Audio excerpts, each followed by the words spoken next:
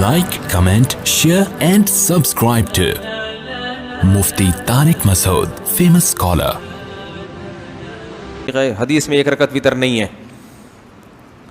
حدیث میں جو آتا ہے کان النبی صلی اللہ علیہ وسلم یوتر بواحدۃ، نبی ایک رکعت وتر پڑھتے تھے. یہ ترجمہ ہم نے خود کیا ہے. پوری حدیث میں امام طحاوی نے حدیث کے الفاظ نقل کیے ہیں کہ اوتر بواحدۃ توتر لکم ما صلیتم، ایک رکعت کے ذریعے پچھلی نمازوں کو طاق بنا دو. ایون اور آڈ کا لفظ سنا ہوگا نا. ایون کہتے ہیں جو دو پہ تقسیم ہو جائے، آڈ کہتے ہیں جو دو پہ تقسیم نہ ہو. طاق عدد جسے کہا جاتا ہے اردو میں. تو جہاں بھی یوتر بواحدۃ کا لفظ ہے وہاں امام ابو حنیفہ کی رائے کے مطابق، اور یہ بڑی مضبوط رائے ہے، اس پر میں ایک پورا کلپ ریکارڈ کرواؤں گا انشاءاللہ، کہ یوتر بواحدۃ کے الفاظ آئے ہیں وہاں مطلب یہ کہ ایک رکعت کے ذریعے پچھلی دو رکعتوں کو وتر بنا دو، کیونکہ دو رکعتیں ایون تھی، ایک کے ذریعے آپ نے کیا بنا دیا؟ آڈ. یہ جہاں بھی لکھا ہوتا ہے نا نبی صلی اللہ علیہ وسلم ایک رکعت وتر پڑھتے تھے، تو آپ ان سے کہیں کہ یہ عربی سے اردو ترجمہ یہ تو تم نے خود کیا ہے. صحیح ہے نا، ایک رکعت وتر پڑھتے تھے. یوتر بواحدۃ کا مطلب ایک رکعت وتر بھی آتا ہے اور ایک رکعت کے ذریعے پچھلی نمازوں کو جفت بنانا بھی آتا ہے، دونوں آتے ہیں. تو احناف کا مستدل حضرت عائشہ کی حدیث ہے. وہ حدیث یہ ہے کان النبی صلی اللہ علیہ وسلم یوتر بثلاث، تین رکعت کے ذریعے طاق بناتے تھے اپنی پچھلی نمازوں کو. تو اب اس میں بھی یہ امکان ہے کہ تین رکعتیں پڑھتے تھے یا زیادہ، لیکن حضرت عائشہ نے جو اس کی تفصیل بیان کی اس سے صاف پتہ چلتا ہے کہ وہ تین رکعتیں ہوتی تھیں.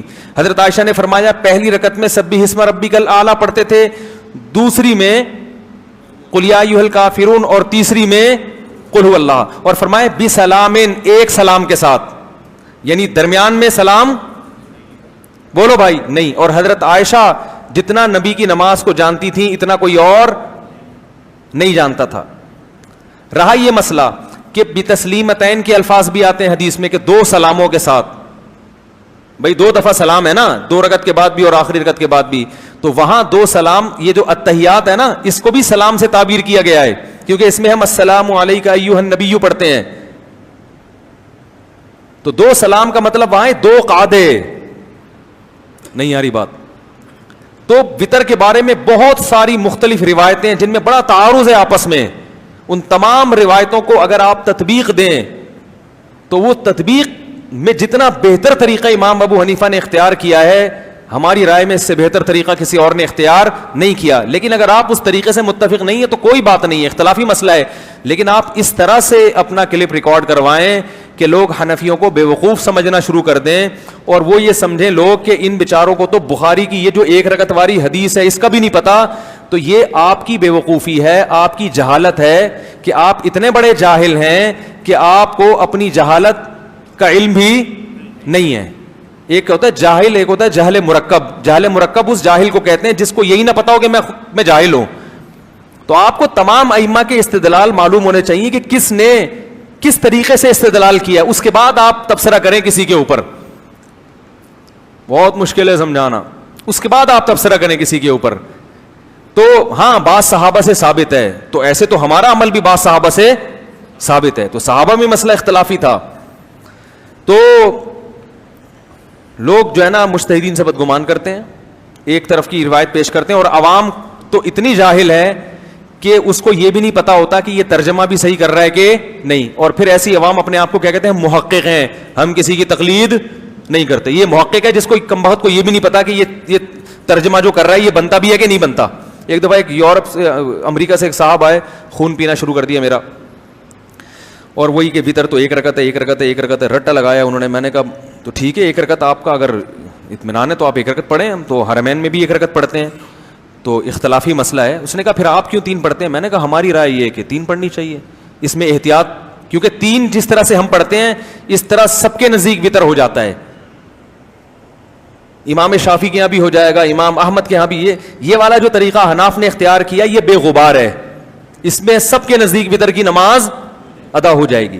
اس میں اختلاف ہے. تو ہم نے کہا یہ اتفاقی طریقہ لے لیا ہم نے. نہیں وہ تو آپ بخاری کی حدیث میں. پھر میں نے کہا آپ کس کے مقلد ہیں؟ کہہ رہا میں تقلید وقلید نہیں کرتا، میں محقق ہوں. میں محقق. میں نے کہا اچھا آپ کی کیا دلیل ہے؟ کہہ رہے ہیں بخاری میں آتا ہے نبی نے فرمایا 1 رکعت وطر پڑھو. میں نے کہا یہ ترجمہ انگلش میں یا اردو میں یہ بھی بخاری میں ہے یہ ترجمہ؟ نبی نے یہ ترجمہ کر کے دیا ہے؟ کہہ رہے نہیں. کہہ رہے یہ تو جو بھی عالم ہے انہوں نے ترجمہ کیا ہے. تو میں نے کہا آپ کو یہ پتہ ہے کہ یہ ترجمہ صحیح ہے غلط ہے؟ کہہ رہے ہیں بڑے عالم ہیں. میں نے کہا اس کا مطلب آپ اس ترجمے میں ان عالم کی تقلید کر رہے ہیں نا؟ کیا خیال ہے؟ آپ کے پاس تو کوئی دلیل نہیں ہے کہ یہ ترجمہ صحیح ہے یا غلط, آپ تقلید کر رہے ہو. تو تقلید تو کر لی نا آپ نے. کہہ رہے نہیں دینی مسائل میں تقلید کرنا جائز نہیں ہے, ترجمے میں تقلید ہو سکتی ہے.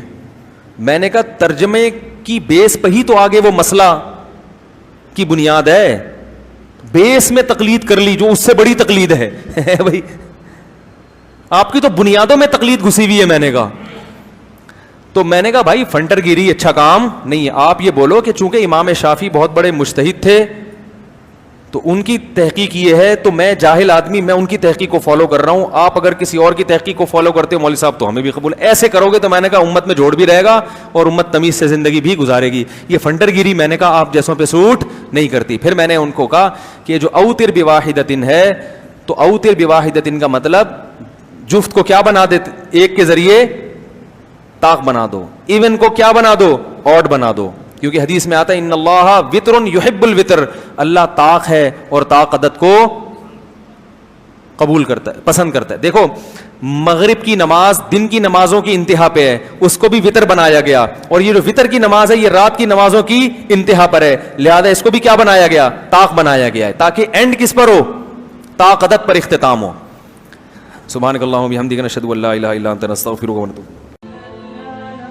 Thanks for watching. Don't forget to like, comment, share and subscribe to Mufti Tariq Masood, famous scholar. مفتی طارق مسعود صاحب کے بیانات سننے کے لیے youtube.com/مفتی طارق مسعود کو سبسکرائب کریں, اور اگر آپ لائیو ویڈیو کو کبھی بھی مس نہیں کرنا چاہتے ہیں تو سبسکرائب کرنے کے بعد بیل آئیکن پہ کلک کرنا مت بھولیں. جزاک اللہ.